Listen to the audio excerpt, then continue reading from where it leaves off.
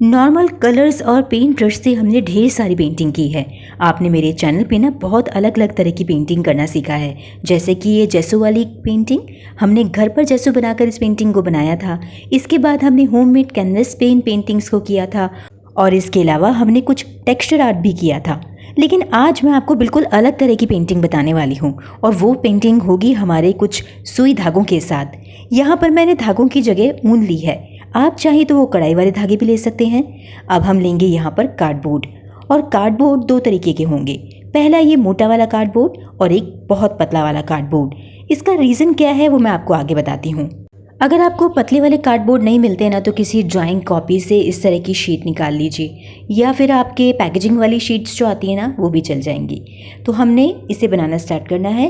तो इन दोनों ही शीट पर सबसे पहले हमें एकदम बिल्कुल बराबर की मेजरमेंट्स लेनी है। मोटे वाले कार्डबोर्ड के बराबर ही हमें इस पतले वाले कार्डबोर्ड को भी कट करके निकालना होगा। और हाँ, अगर आपने वो वीडियो नहीं देखी है ना जिसमें हमने बहुत सारी पेंटिंग बनाई है, तो नीचे डिस्क्रिप्शन में उन सभी के लिंक दे रही हूँ, उन्हें ज़रूर देखिएगा और अपने घर के लिए भी बनाइएगा। तो इस कार्डबोर्ड को मैं कट करके छोटा कर दिया है। अब ये बिल्कुल उतने ही नाप का है जितना हमारा नीचे बेस वाला कार्डबोर्ड है। अब क्या करेंगे, इस पर हम लगाएंगे एक कपड़ा, और कपड़ा होगा कॉटन का। डार्क कलर का कोई भी कपड़ा आप ले सकते हैं, लेकिन कॉटन ही लीजिएगा। सिल्क या कोई और तरह का कपड़ा लेंगे तो वो बिल्कुल भी काम नहीं करेगा। साइड में थोड़ा सा एक्स्ट्रा कपड़ा छोड़ते हुए इसकी कटिंग करनी होगी। जब ये कटिंग हो जाएगी तो कार्डबोर्ड के इसको बिल्कुल बीचों बीच रखना है। मैं कार्डबोर्ड पे थोड़ी सी ग्लू लगाऊंगी। ये वाइट फेविकॉल है जिसमें थोड़ा सा हमने पानी मिलाया है। एकदम गाढ़ी फेविकॉल भी यूज़ मत कीजिएगा। फेविकॉल में हल्का सा पानी मिला के उसे थोड़ा सा लिक्विड कर दीजिए। इस शीट पे उसे लगाइए और ब्रश की सहायता से उसे स्प्रेड कर दीजिए। इसकी वजह से कॉटन पे ना तो ग्लू के निशान आएंगे और ना ही कपड़े पर थोड़ी सी सलवटें आएंगी। और साइड में हम जो लोकल ग्लू यूज़ करते हैं ना वो लगानी है थोड़ी सी मजबूती के लिए। ग्लू लगाने के बाद इसे पलट दीजिए और कपड़े पे अच्छे से प्रेस करते हुए इसे चिपका दीजिए। निशान बिल्कुल भी नहीं होने चाहिए, एकदम स्मूथ होना चाहिए, इसका ध्यान रखना होगा। इसके बाद साइड के इस एक्स्ट्रा पार्ट को निकाल कर हम अलग कर देंगे ताकि जब फोल्ड करें ना तो क्रीज ना बने।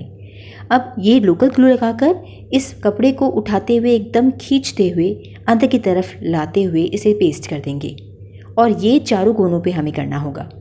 ये बात आपको ध्यान रखनी होगी कि अगर आप इसको स्ट्रेच नहीं करेंगे तो इसके अंदर आपको सलवटें नज़र आएंगी जो बाद में अच्छी नहीं लगेंगी। तो देखिए बिल्कुल स्मूथ हो चुका है, हमारा एक पार्ट कंप्लीट है।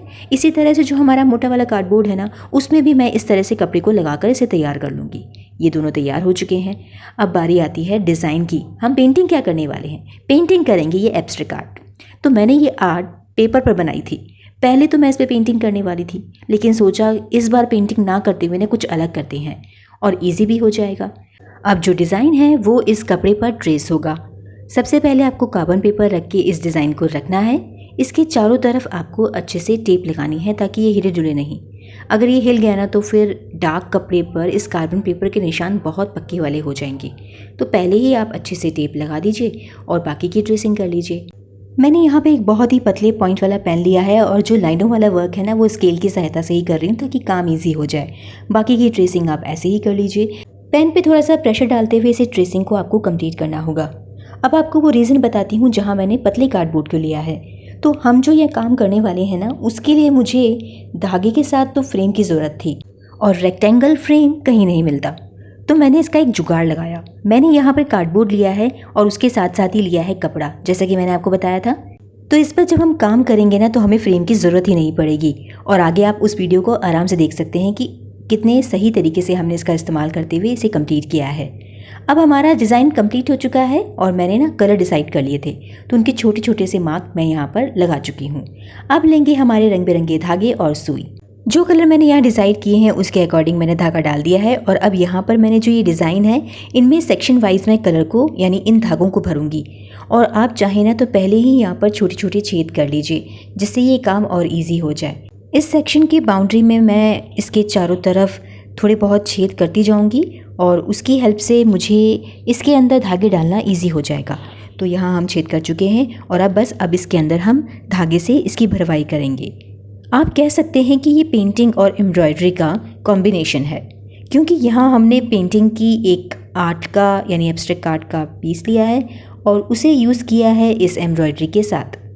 तो कमेंट में मुझे ज़रूर बताइएगा कि ये कॉम्बिनेशन आपने पहले कभी ट्राई किया है या नहीं, क्योंकि ये पूरी तरह से पेंटिंग ही कहलाने वाली है। ये होम डेकोर में काम आएगी और ये किसी कुशन या किसी कर्टन या फिर किसी बेडशीट पर नहीं होगा, बल्कि डेकोरेशन के लिए एज अ पेंटिंग ही यूज़ किया जाएगा। इस वाले सेक्शन को मैं येलो धागे से क्रिस क्रॉस तरीके से भरूंगी। शायद इसे कढ़ाई में ताना बाना कहते हैं, आई एम नॉट श्योर, लेकिन अगर आपको पता है ना कि इस तरह की कढ़ाई को क्या कहते हैं तो मुझे कमेंट करके इसका नाम ज़रूर बता दीजिएगा। तो इसी ताने बाने के साथ मैं इस वाले सेक्शन को भर रही हूँ। यहाँ हम ना 3 तरीके से इसे इस्तेमाल करते हुए करेंगे। इस वाले सेक्शन को कंप्लीट करने के बाद अब हम आगे के सेक्शंस भी करेंगे और वो सेक्शंस हम अलग तरीके से लेंगे। तो यहाँ मैंने सिर्फ एक सिंगल सेक्शन यानी एक लाइन का यूज़ करते हुए इसे कम्प्लीटली भरा है। एक तरह का ये हो गया।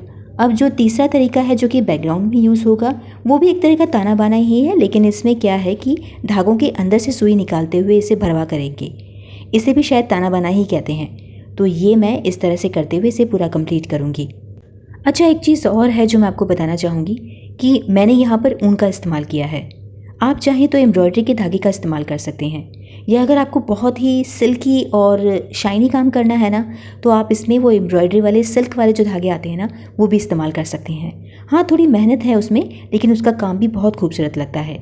अब जहाँ पर धागे की नॉट लगती है ना पीछे, वहाँ पर आप ग्लू लगा के इसे फिक्स कर दीजिएगा। और लीजिए, ये बनकर कंप्लीट हो चुका है। तो सारा डिज़ाइन मैंने इस तरह से ऊन से भरते हुए बना लिया है। आई होप आपको ये कलर कॉम्बिनेशन ठीक ठाक लग रहा होगा। अब करना क्या है कि इस पर या तो आप एक बार स्प्रे कर दीजिए ग्लू का, जिससे ये फिक्स हो जाए, या फिर इसको बिल्कुल ऐसे ही रहने दीजिए। यहाँ पर मैं इसका थोड़ा सा क्लोज लुक भी दिखा देती हूँ ताकि आपको आइडिया हो जाए कि किस तरह से धागे मैंने यहाँ पर इस्तेमाल करते हुए इसे भरा है। तो बेसिकली हमने 3 तरह की धागों का काम यहाँ पर किया है, यानी 3 तरीके से। तो ये बहुत ईजी काम है और जल्दी भी हो जाता है। तो इसे बनाने के बाद अब एक बार और हम यहाँ पर ना स्प्रे करेंगे पीछे की तरफ, और मैं वो करके सुखा चुकी हूँ। अब हम वो मोटा वाला कार्डबोर्ड लेंगे जिस पे हमने कवरिंग की थी। अब इस पतले वाले कार्डबोर्ड पर हम भर भर कर ना ग्लू लगाने वाले हैं, स्पेशली इसके कॉर्नर्स पर, इसकी साइड्स पर, ताकि पीछे वाले मोटे कार्डबोर्ड के साथ ना इसकी पकड़ मजबूत बने। तो मैंने इसके साइड में तो ग्लू लगाई है, साथ ही साथ इसके अंदर भी अच्छे से ग्लू भर दी है। इसे चिपकाने के लिए आप वो जो वाइट कलर की फेविकॉल आती है ना, उसका इस्तेमाल ना करते हुए इस लोकल ग्लू का इस्तेमाल कीजिए।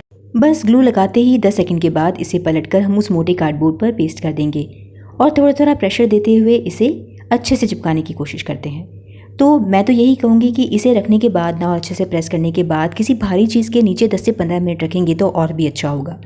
तो बस इसके पीछे अब लगाना है एक हुक। ये वॉल हैंगिंग वाले हुक जो हम हमेशा वॉल हैंगिंग्स में यूज़ करते हैं, पीछे की तरफ ग्लू के साथ इसे पेस्ट कर दीजिए, या अगर आपके पास ये नहीं होना तो आप रस्सी का इस्तेमाल भी कर सकते हैं।